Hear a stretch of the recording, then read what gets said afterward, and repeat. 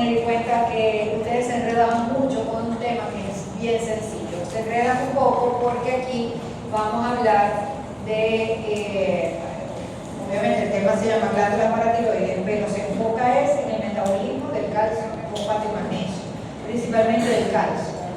Y que aquí intervienen en esa homeostasis de estos tres minerales, las glándulas paratiroides, obviamente, con la secreción de DHA, de paratormona, interviene la calcitonina, que es generada a nivel de las células paramoleculares a nivel tiroideo, el tracto gastrointestinal, riñón y hueso. ¿Okay? Entonces, a veces como hay una red de relaciones, se enreda un poquito. Entonces yo intenté hacérsela más simple, no repetir tanto la misma cosa, y actualizarla, obviamente, ¿no? Entonces, bueno, vamos a hablar de las glándulas paratiroides. Se le llama también a las glándulas paratiroides como el calciostato del cuerpo, porque ella va a detectar cambios mínimos de los niveles de calcio serum, ya sea elevado o disminuido. El calcio, por muy poco que cambie, son detectadas rápidamente por las células principales que están allí a nivel de las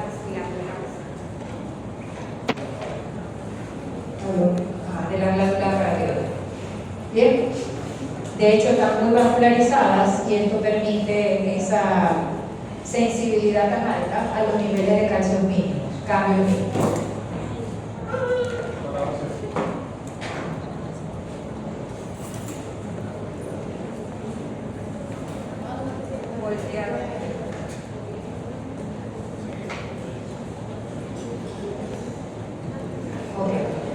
Bueno, recordemos la parte anatomofuncional. Aquí sobre todo nos vamos a referir macroscópicamente. Sabemos que son 4 pequeñas glándulas, son muy chiquiticas, pesan de 20 a 30 miligramos aproximadamente, y están ubicadas en la cara posterior de la glándula tiroides.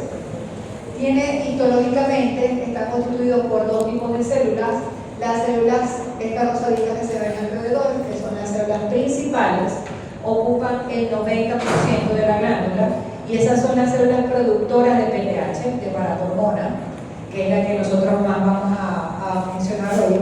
Y estas células claras que se ven aquí se llaman células vacías o oxífilas.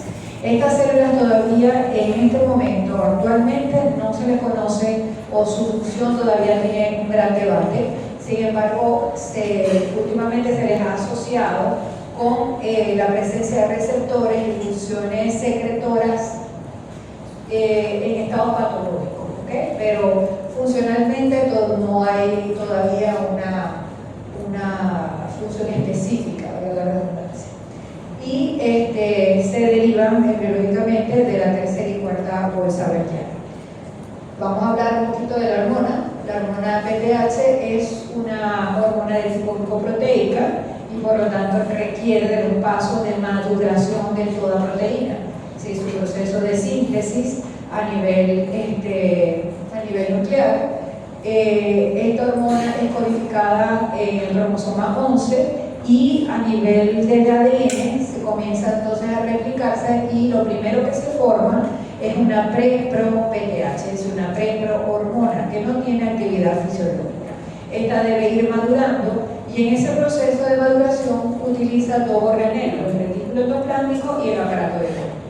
Entonces la pre-pro-hormona sale de los ribosomas, entra al retículo endoplásmico, y en el retículo endoplásmico se encinde una parte de la cadena del péptido señal y se transforma en prohormona. La prohormona pasa al aparato de Golgi, allí otras enzimas proteolíticas, principalmente una enzima que se llama furina, es capaz de romper nuevamente la molécula para formar PTH, ya la PTH que necesitamos a nivel periférico. Esta PTH ya sintetizada comienza a almacenarse en gránulos secretores, en vesículas dentro de las células principales de la glándula paratiroide, y allí espera el estímulo adecuado para poderse liberar. Obviamente este estímulo viene dado por los niveles de calcio, ya sean altos o bajos, y estos niveles de calcio van a ser censados, van a ser detectados por receptores que se ubican a nivel de la membrana plasmática de esas células principales. ¿Okay? Entonces, dependiendo, eso lo vamos a ver con más detalle, pero el receptor está ubicado en la membrana y va a enviar la señal de los niveles de calcio, si están altos o si están bajos. Y eso me va a determinar a mí la liberación o no por exocitosis de la PTH que está allí almacenada. Entonces, la glándula paratiroides, las células principales se encargan de sintetizar, almacenar y liberar o secretar PTH a la circulación para regular los niveles de calcio C. Aquí ya tenemos la hormona totalmente ya formada, madura, es una hormona peptídica o polipeptídica de 84 aminoácidos aproximadamente. Además de regular los niveles de calcio, por supuesto, esto lo hace actuando sobre el tejido óseo, de tal manera que la PTH es muy importante para depositar el calcio o para mantener un equilibrio en la formación de hueso nuevo, ¿okay? Con el depósito de calcio junto con fosfato y magnesio, formando los cristales de hidroxiapatita. ¿Okay? ¿Cuál es el principal estímulo para liberar PTH? La disminución del calcio plasmático. Si al disminuir el calcio, inmediatamente se une una señal para liberar el PTH, para secretarla, y ella lo que va a hacer es incrementar los niveles de calcio. ¿Cómo lo hacen? Actuando en 3 órganos: a nivel renal, a nivel del tejido óseo y a nivel gastrointestinal. ¿Okay? Esto permite incrementar los niveles de calcio. En todas estas órganos vamos a encontrar principalmente a nivel renal y a nivel gastrointestinal receptores para PTH. En el hueso no es que la acción es más indirecta, eso vamos a verlo ahora más adelante. Vamos ahora a estudiar un poco el receptor. ¿Okay? Este es el receptor de calcio. Recuerden que no es receptor de PTH, es un receptor sensor de calcio, porque es lo que va a detectar los niveles plasmáticos de calcio. ¿Dónde están esos receptor sensor de calcio? Por eso se le llama así, KSR, receptor sensor de calcio. Están en las membranas de las células principales de las glándulas paratiroides, ¿okay? Esa célula abundante en la glándula. Este receptor sensor, como ven, es bastante complejo, es muy grande, tiene muchos dominios. A grosso modo tiene 3 dominios: un dominio extracelular,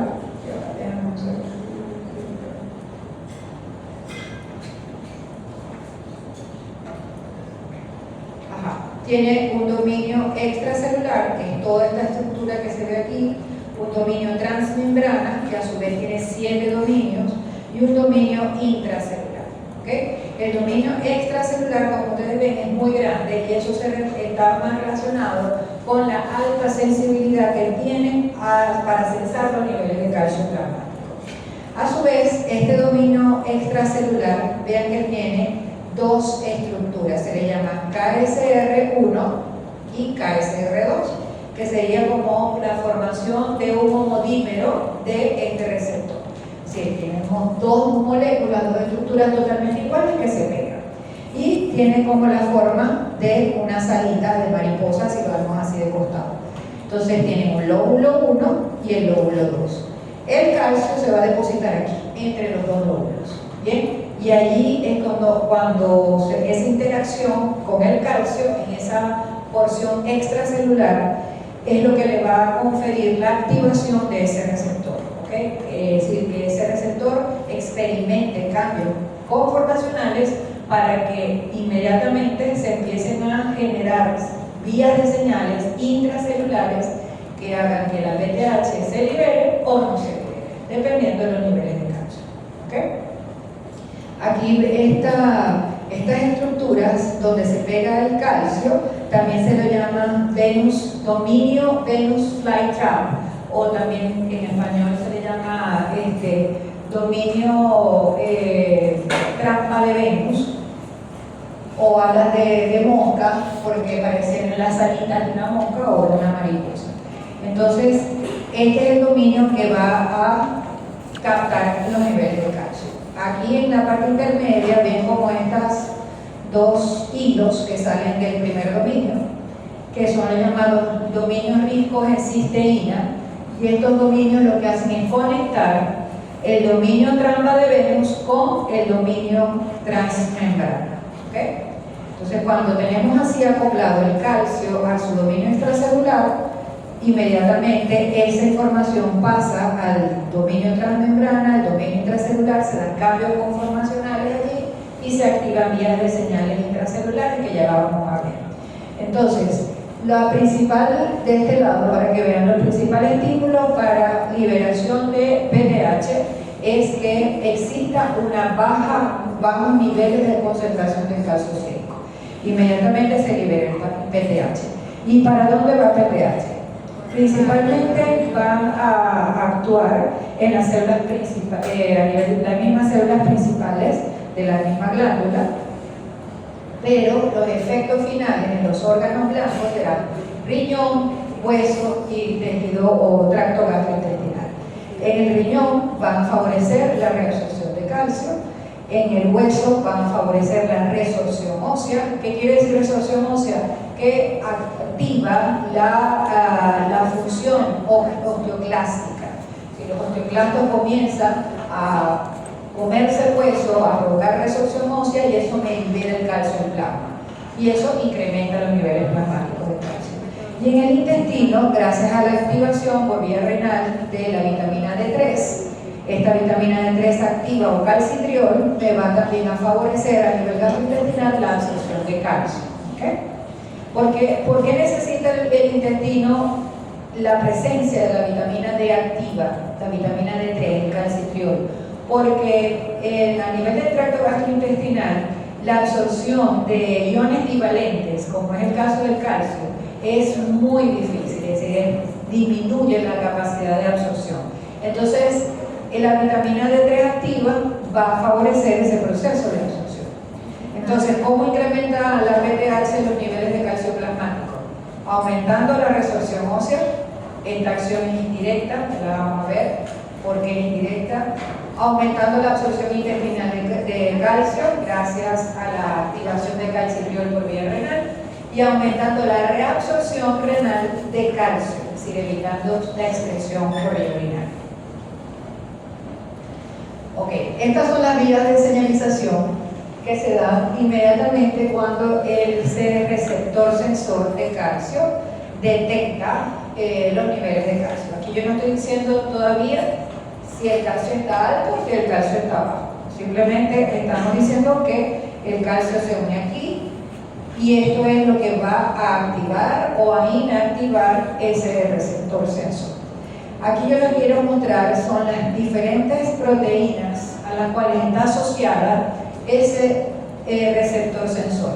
Las dos vías principales, hay otras vías que se están estudiando, sobre todo para indagar sobre ciertas enfermedades que están relacionadas con mutaciones de muchas de estas proteínas de señal. Pero las dos fisiológicamente más importantes son las que están en verde, ¿okay? Que son proteínas G. Una de ellas es una proteína GQ, ¿ok? Ese receptor está acoplado a esa proteína GQ y activa una fosfolipasa C. Al activar la fosfolipasa C, ¿qué se va a formar? Diacilglicerol e inositol trifosfato. ¿Qué hace el inositol trifosfato? Se va al retículo endoplasmico de la célula y va a liberar el calcio que está allí almacenado, incrementando el calcio citosólico. ¿Okay? Y el diacilglicerol va a activar una proteína quinasa C que a su vez me va a fosforilar y activar la MAP quinasa, la proteína quinasa termitógena repetente. ¿Okay? Entonces, estos dos efectos finales activados por esa vía de señal son incrementar el calcio citosólico y también activar la MAP quinasa por fosforilación. La otra vía es también una proteína G, pero en este caso una proteína G inhibidora.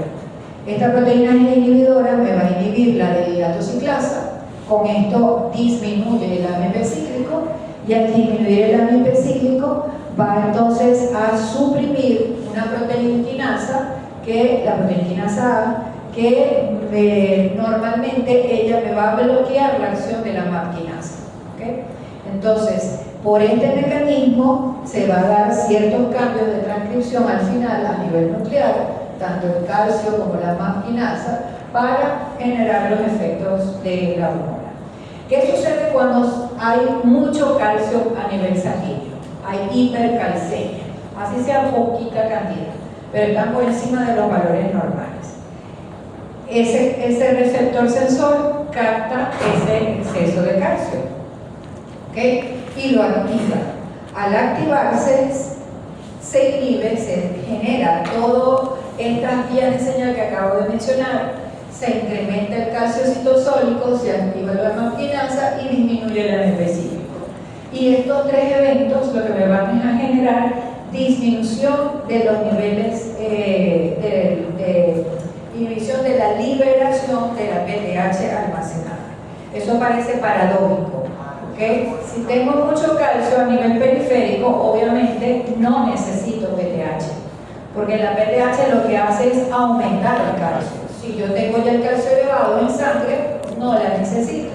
Entonces, por ese lado es lógico. Pero el efecto que tiene el exceso de calcio a nivel de esas células productoras de PTH, las células principales, es el aumentar los niveles de calcio dentro de esas células principales. Y ese evento, además de los otros dos, me va a disminuir o me va a evitar la salida de PTH por parte de las células principales. ¿Sí? Disminuye la secreción de PTH. ¿Qué pasa cuando hay bajos niveles de calcio plasmático? Se da todo lo contrario. El receptor sensor está inhibido, está inactivo. Si está inactivo, ni va a haber aumento de calcio citosólico, no va a haber fosforilación del sistema MAP quinasa y del ANP cíclico aumenta. Entonces, ¿qué va a pasar? Va a haber liberación de PTH. ¿Okay?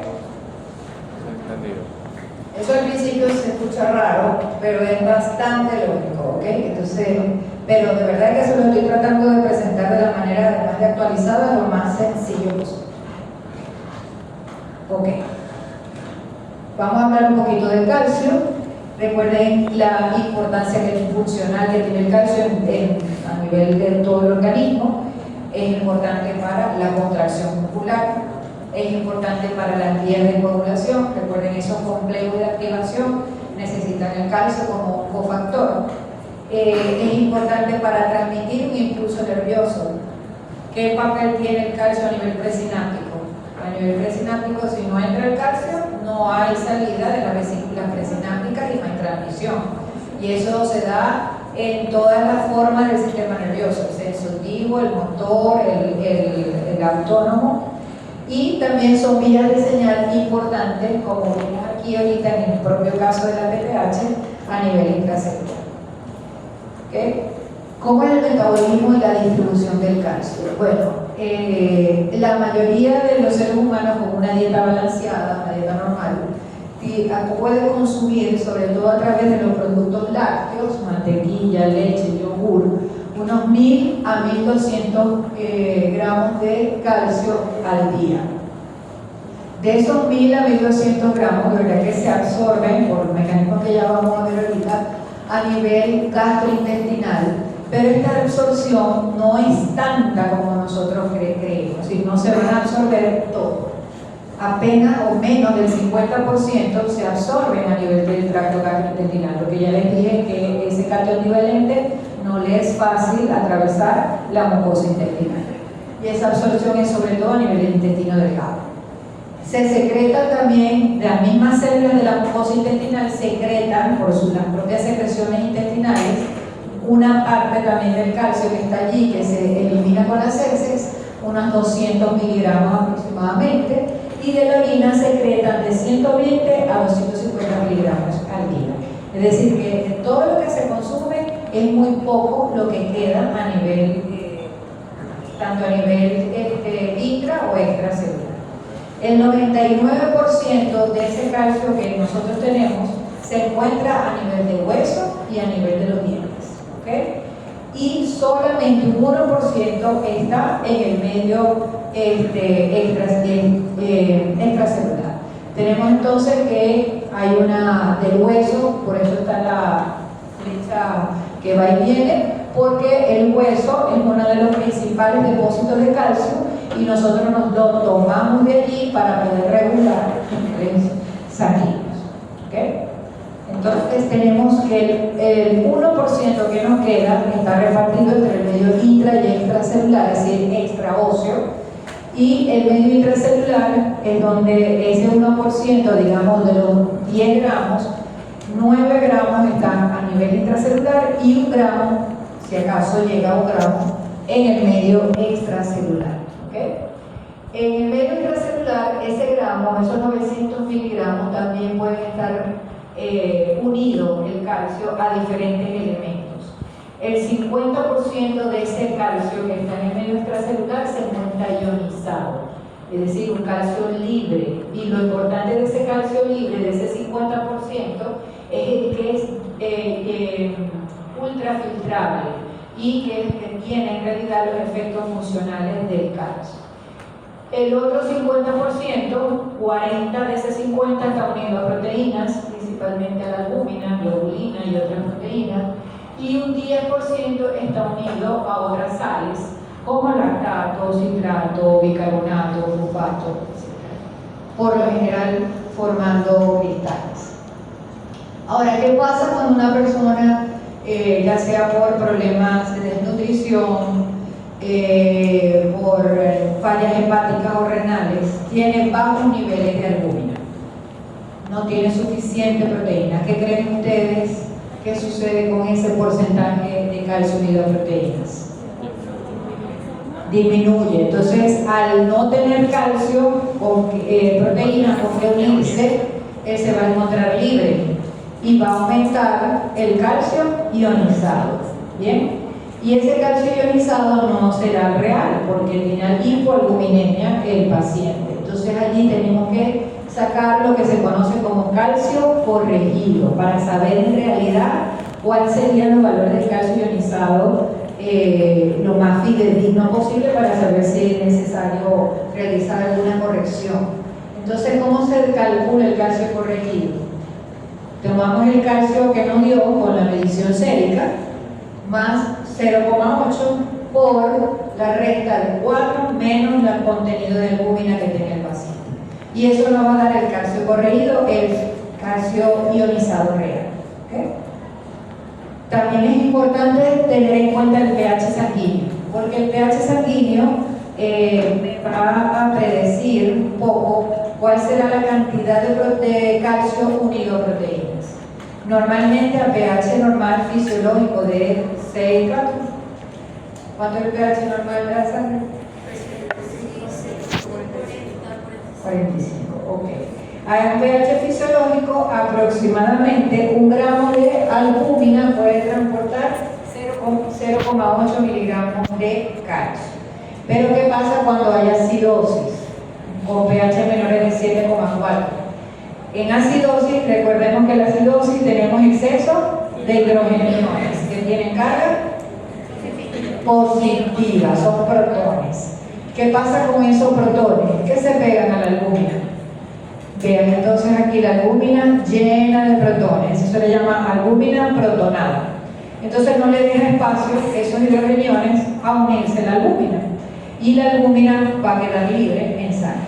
Esto puede incrementar los niveles de calcio por las fallas de unión con la albúmina. Aquí no hay problema de cantidad de albúmina, sino del pH.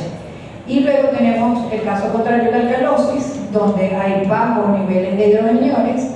Entonces aquí la albúmina, como ven, sí tiene capacidad para unir mucho calcio, transporta más calcio y por lo tanto el calcio libre va a ser menor. ¿Okay?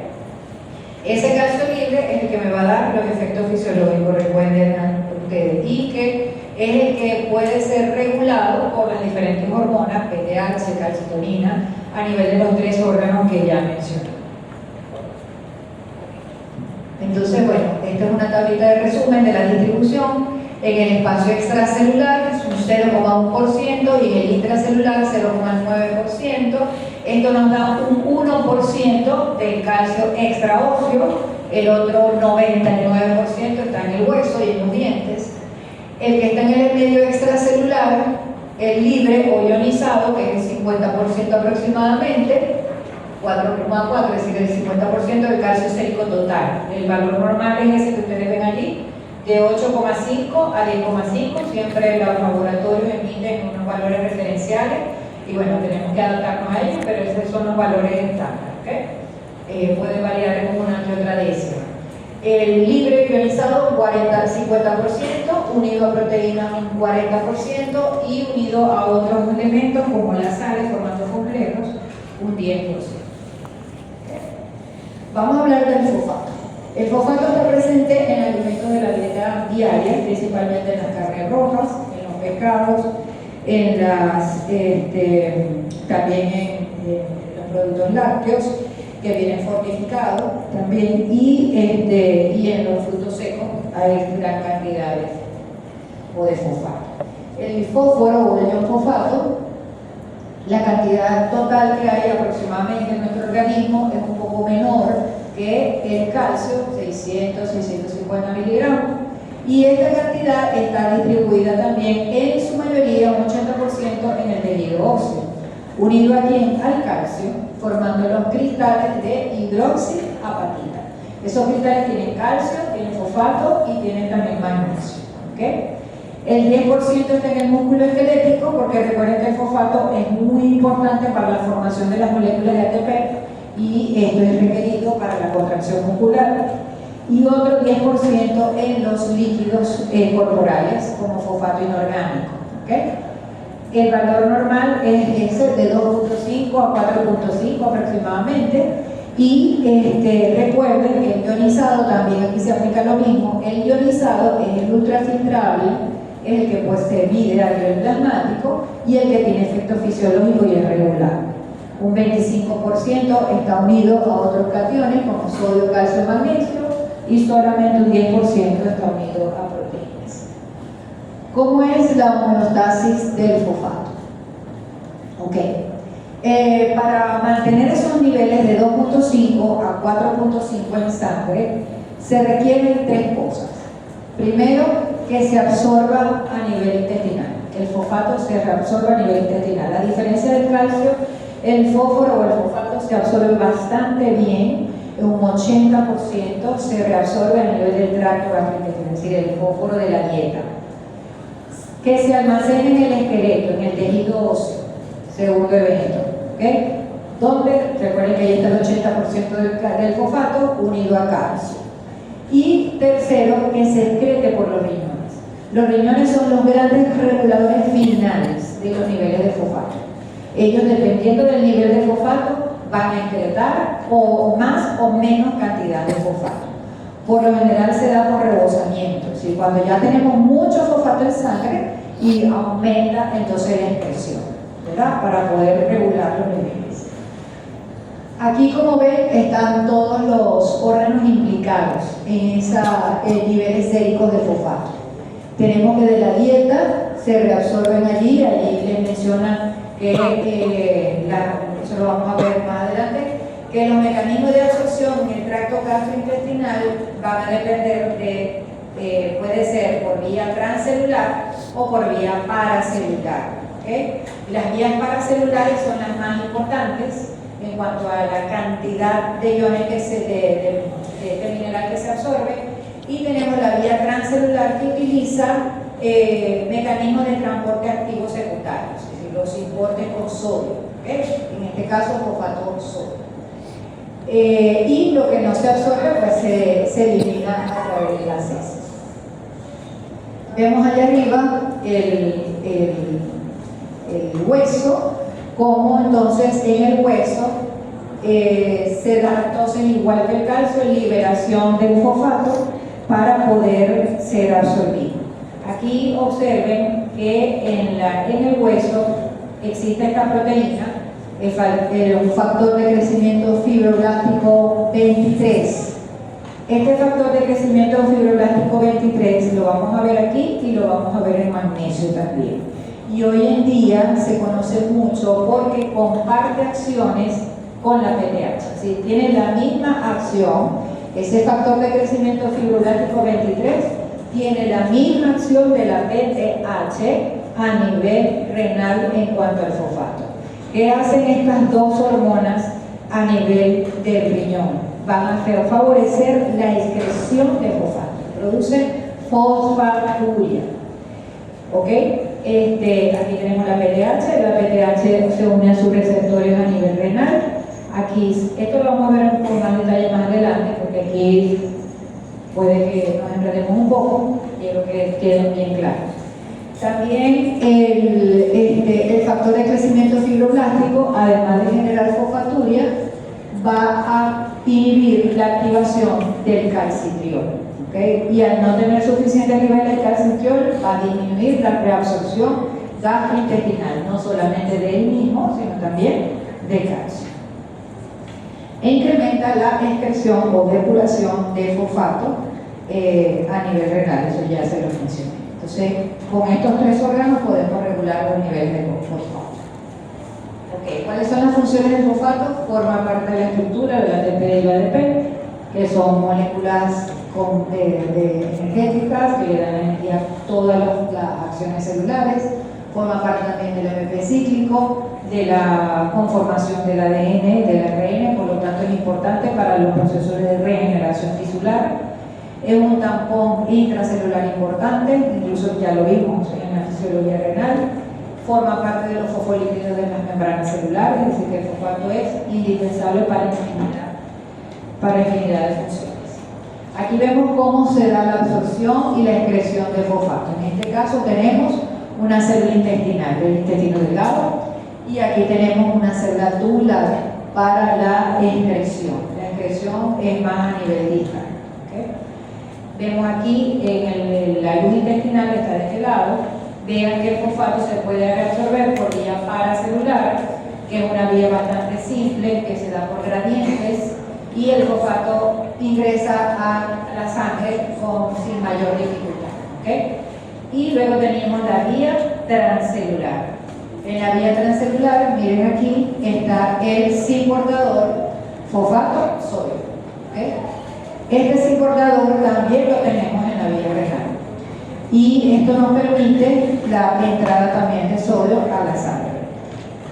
Otra actividad o este cis portador, como ven, está activado por el calcitriol. Y de esta manera el calcitriol o la vitamina D3 activa aumenta la absorción gastrointestinal de fosfato y de calcio en el caso de este. Vamos a ver este lado, una célula tubular. Vemos aquí entonces como en la membrana apical, si esta célula tiene estas vellosidades aquí, ¿qué parte de tubular es? ¿Qué segmento tubular es?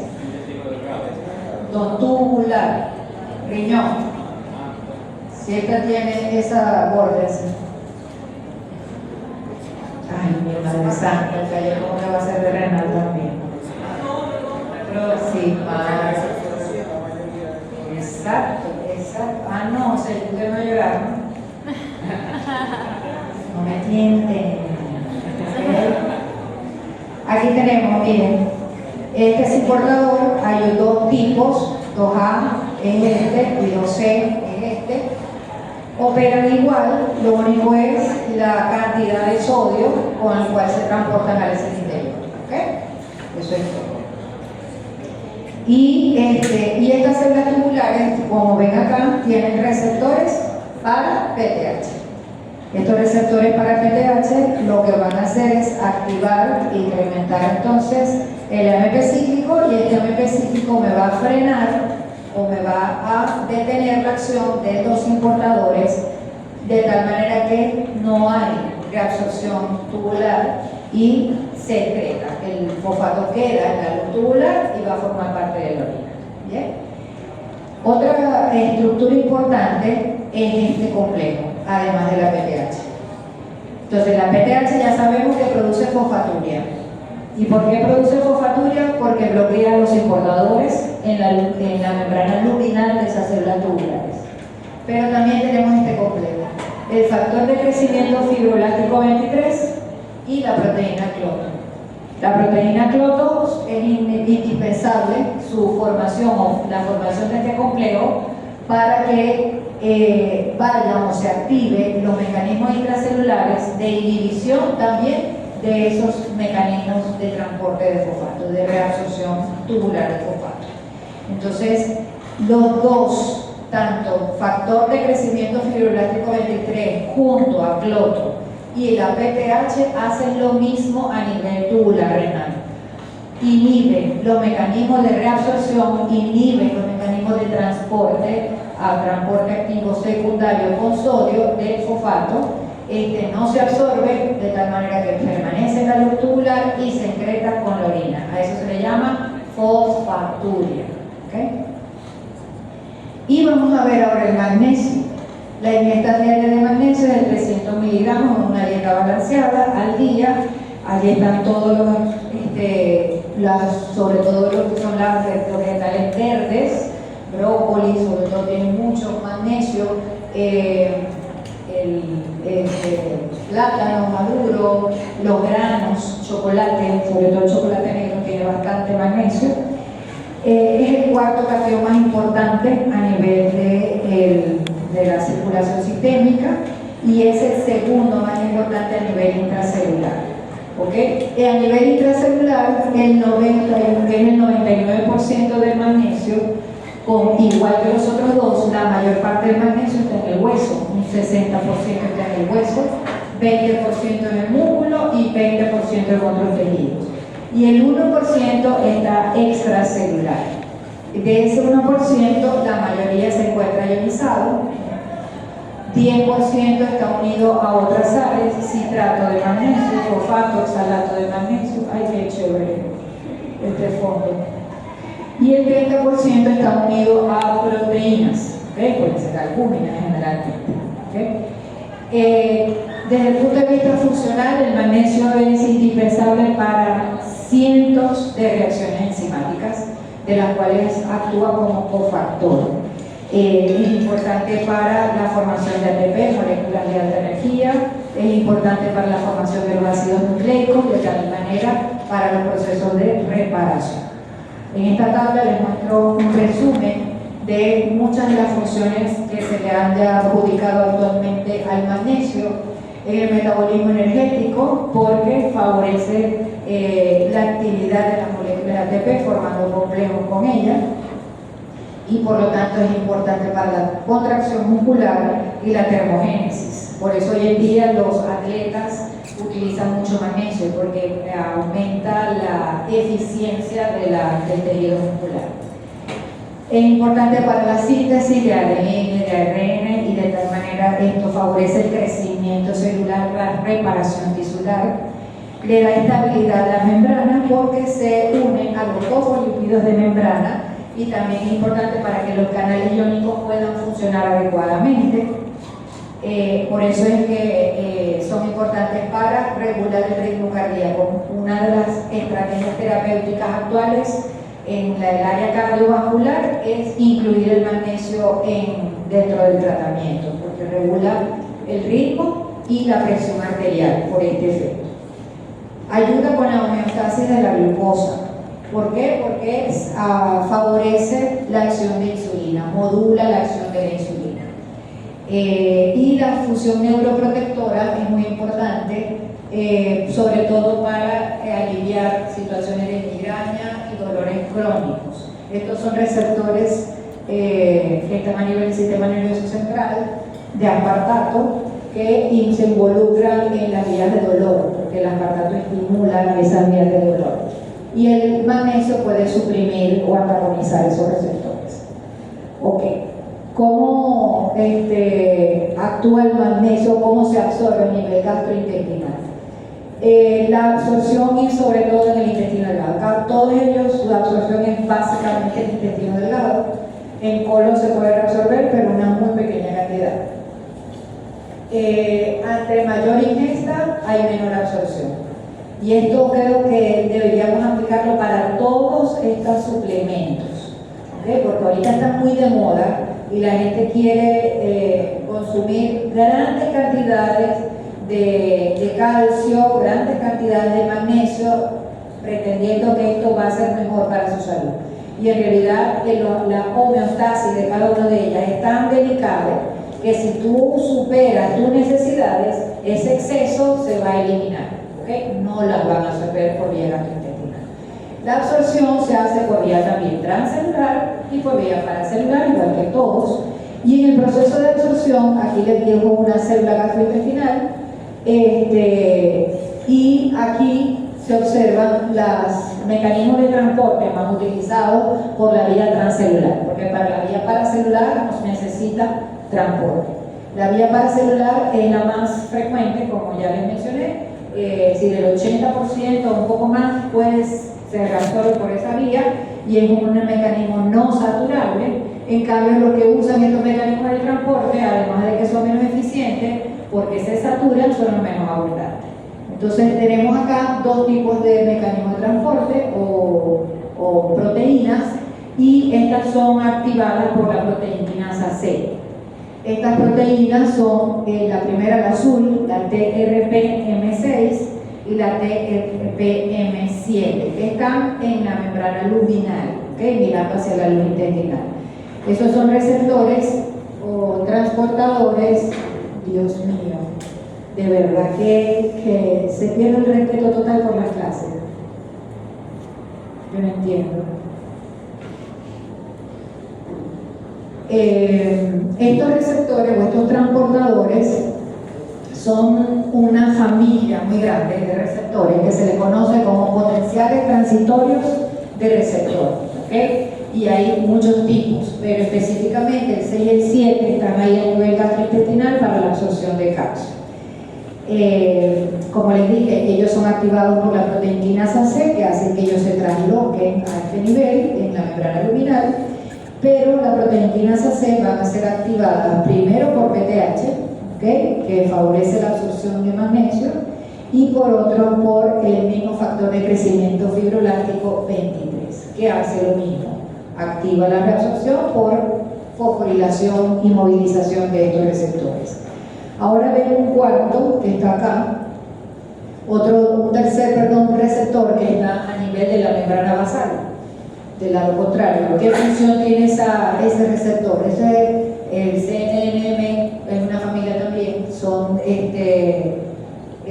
ciclinas, proteínas que tienen efectos también de canal iónico.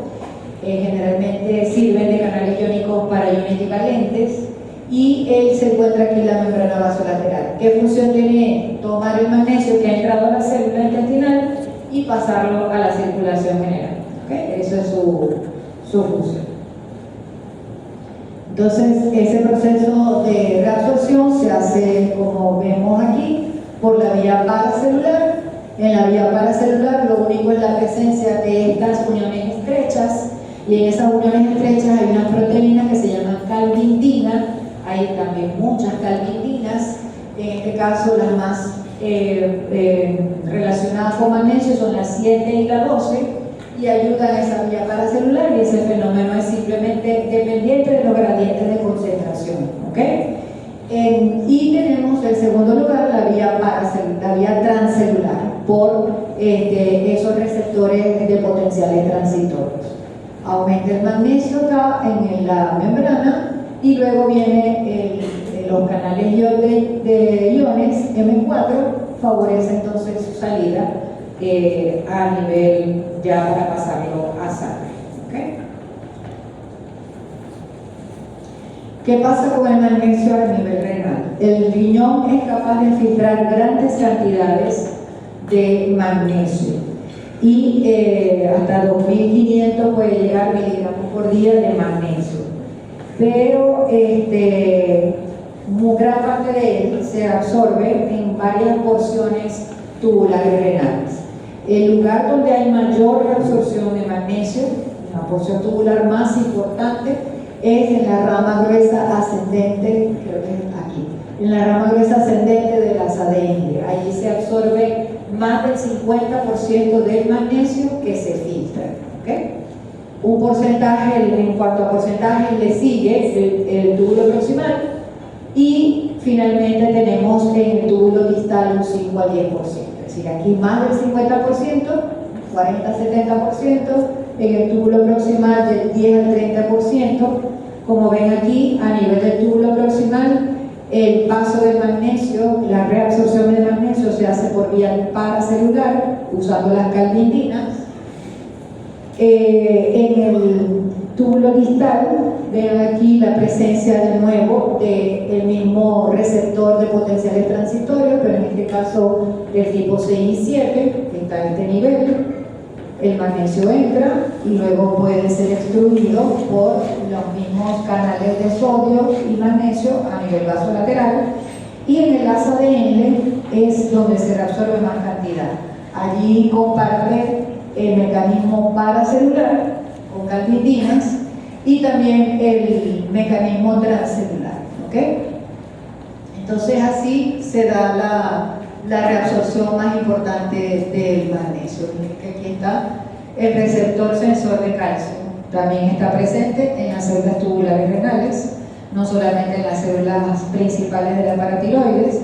Ese sensor de calcio me va a activar entonces este mecanismo paracelular para la reabsorción de calcio y luego la salida y todos los mecanismos que acabamos de mencionar.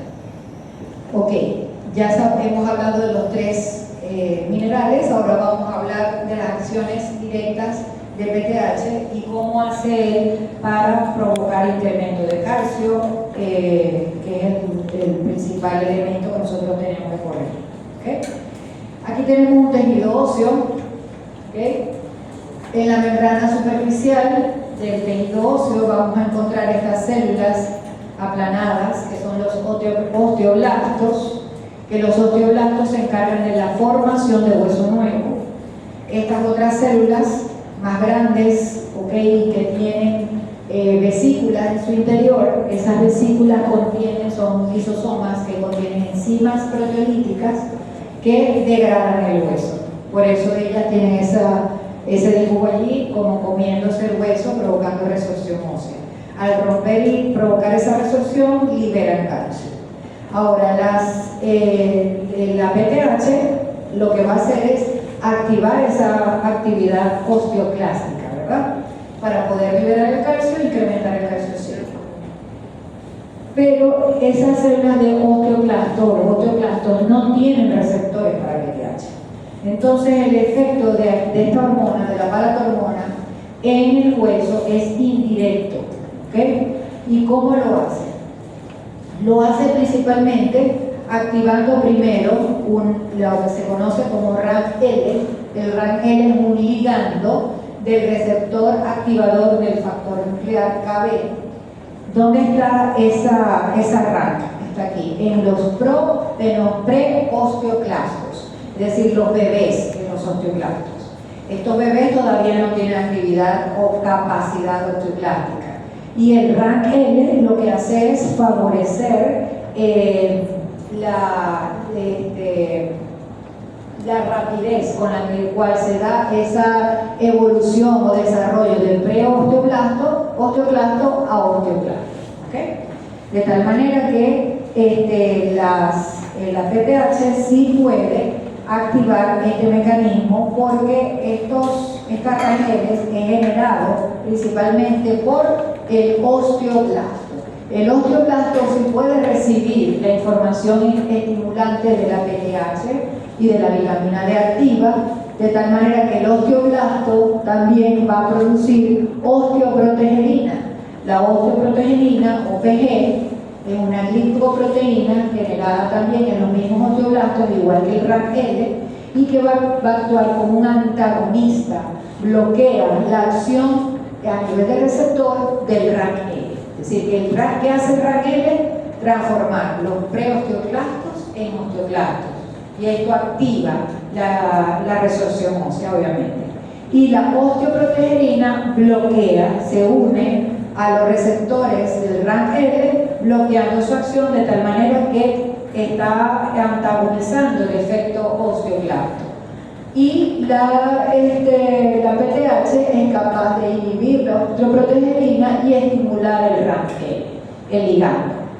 Esto a la final lo que va a provocar es aumento de la actividad osteoclástica y mayor resorción.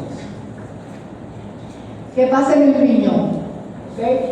Aquí tenemos que el primer estímulo es la disminución del calcio en plasma.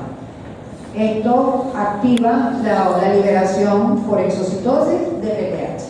Y la PTH, como vemos aquí, puede ir al hueso y en el hueso de manera indirecta va a incrementar la actividad osteoclástica a través de los osteoblastos. Esto pareciera también paradójico, pero el mismo osteoblasto es el que va a ayudar a la resorción ósea por esa manera. Entonces, esa resorción no solamente me va a liberar calcio, sino que también libera fosfato y libera magnesio. Si por el mismo mecanismo aumentamos los tres minerales. Otra acción de estimulación que genera la PTH es actuar a nivel renal. Y en el riñón me va a activar el calcitriol. Recuerden ese mecanismo de activación de la vitamina D, que comienza en la piel con la acción solar y termina aquí a nivel renal con la formación del 1,25 dihidroxicolecalciferol, que es la vitamina D3 activa. Esta vitamina D3 activa, ¿qué efectos va a tener? El primer efecto y el más importante es a nivel gastrointestinal, incrementando la absorción de calcio. ¿Okay? Secundariamente también puede favorecer la absorción de fosfato. Luego tenemos que a nivel de hueso no solamente activa tiene mayor actividad osteoclástica, sino que en los osteocitos y los osteoblastos, recuerden que los osteocitos son las células más inmaduras, y estos osteocitos liberan factor de crecimiento fibroblástico 23. ¿Okay? Este factor de crecimiento fibroblástico 23, ¿qué va a provocar? Va a ir al riñón y va a favorecer la excreción de fosfato, igual que hace el APTH, por el mecanismo que ya vimos, bloqueando los importadores sodio-fosfato en las células tubulares renales. Y esto incrementa la excreción de fosfato. De tal manera que por las acciones renales se da aumento de la excreción de fosfato y aumento de la reabsorción de calcio y de magnesio. Y a nivel intestinal va a haber mayor absorción de calcio, y por el factor de crecimiento fibroblástico disminuye la absorción intestinal de magnesio. ¿Okay?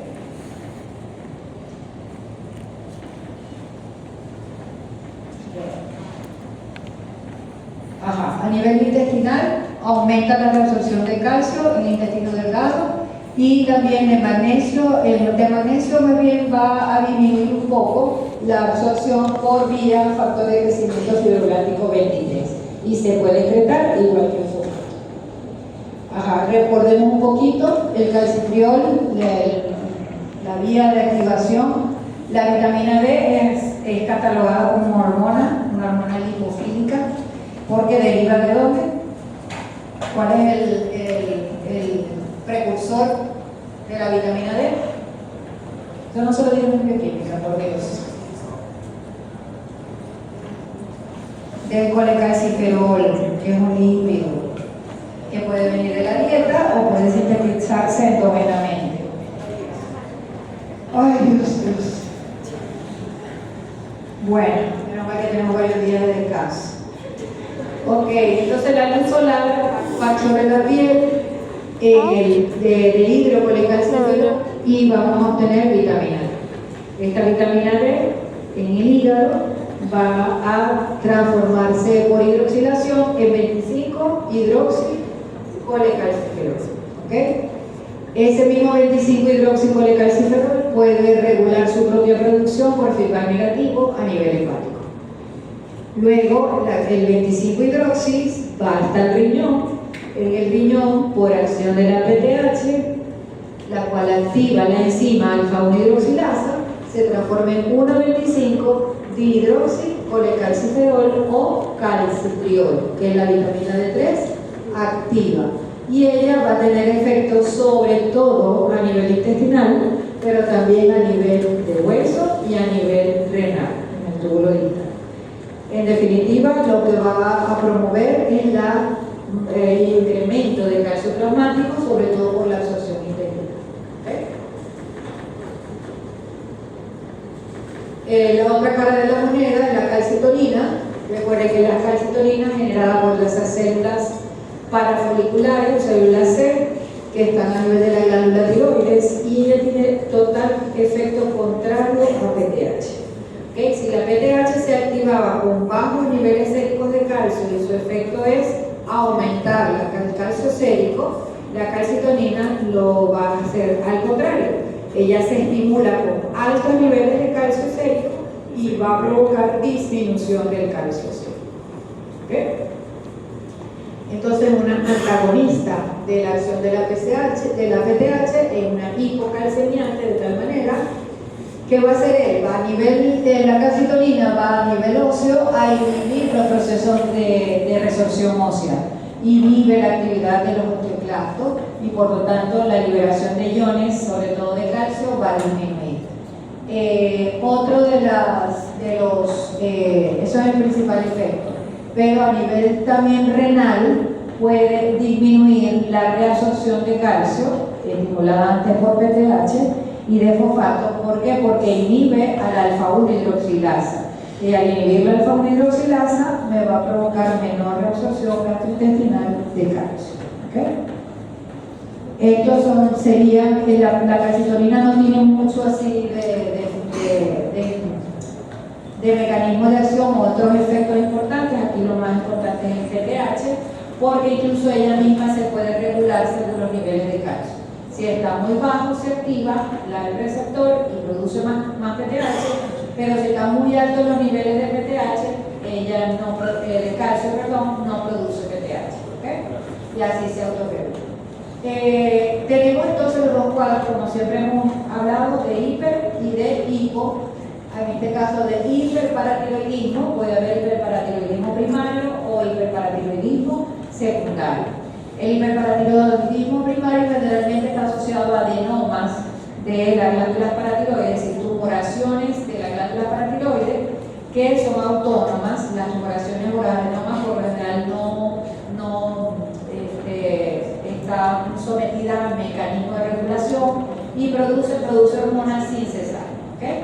Entonces, ¿qué va a producir esta adenoma paratiroideo? Mucho PTH, provocando niveles muy altos de PTH y niveles altos de calcio plasmático. ¿Okay? ¿Y de dónde va a venir ese calcio? Principalmente del hueso. Saca mucho calcio del hueso, de tal manera que una de las primeras manifestaciones son a nivel de hueso, con dolores óseos, deformidades, puede haber fracturas espontáneas, y en los casos más graves, miren cómo se ve aquí el hueso totalmente como un panal, con pérdida mineral y densidad ósea. ¿Okay? Elevación del calcio a nivel plasmático está asociado a la presencia de litiasis o cálculos renales, que es también una de las manifestaciones más precoces, y puede haber trastornos gastrointestinales, porque el calcio, al estar en exceso, queda a nivel del tracto gastrointestinal y esto puede provocar también diarrea osmótica. ¿Okay? Se han descrito también manifestaciones psiquiátricas por los depósitos de calcio a nivel del sistema nervioso central. En el hiperparatiroidismo secundario también igual tienen incrementos, pero en este caso generalmente están asociados a cuadros, son secundarios como el mecanismo de adaptación a una hipocalcemia crónica.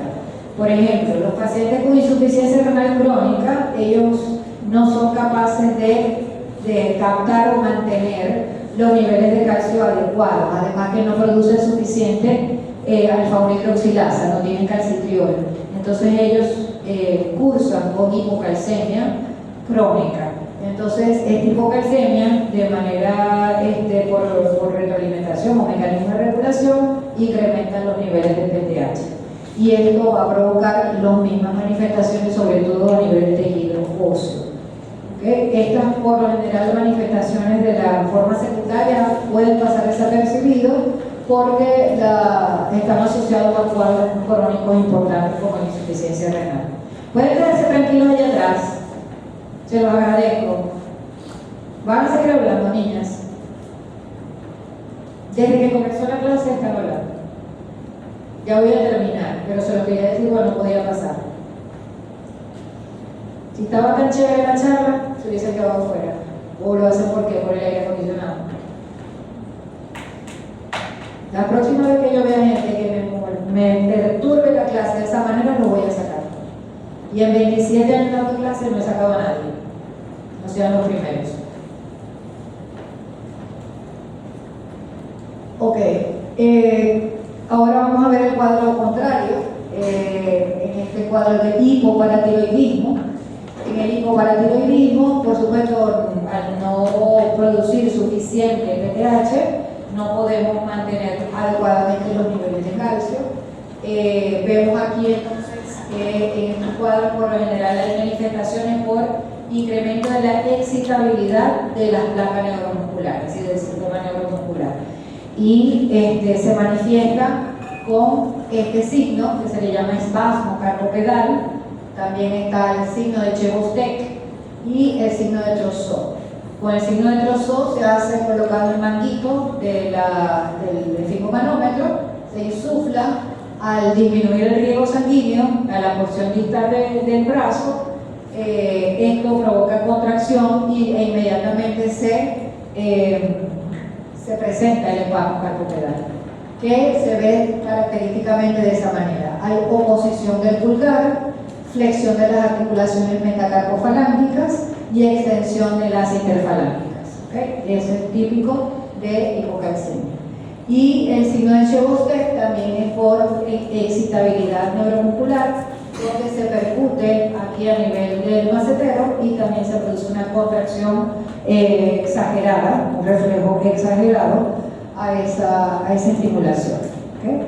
Puede haber alteraciones electrocardiográficas, también hay espasmos gastrointestinales por la misma excitabilidad. Aquí tenemos entonces los cuadros de hipercalcemia. En la hipercalcemia, calcio por encima de 12, es que lo máximo es de 10,5, 10,8.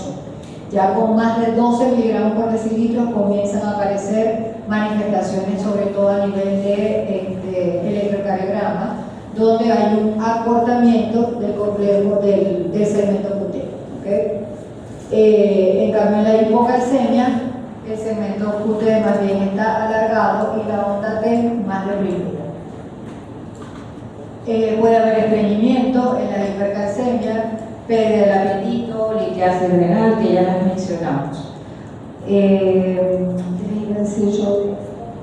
¿Por qué creen ustedes que en estos cuadros de hipocalcemia, si no lo saben, pues yo se lo dejo ahí de tareita para que lo investiguen? Porque cuando hay bajos niveles de calcio sérico, más bien hay un incremento de la excitabilidad neuromuscular. Porque eso parecería. Porque se mantiene polarizada. ¿Por qué? ¿Por qué? Porque el calcio favorece la despolarización al momento de la excitación a la contracción. No, pero tenés poco, es por allí, pero esa no es, te falta una parte. Es disminución del calcio extracelular a nivel plasmático. ¿Por qué excita más el sistema neuromuscular?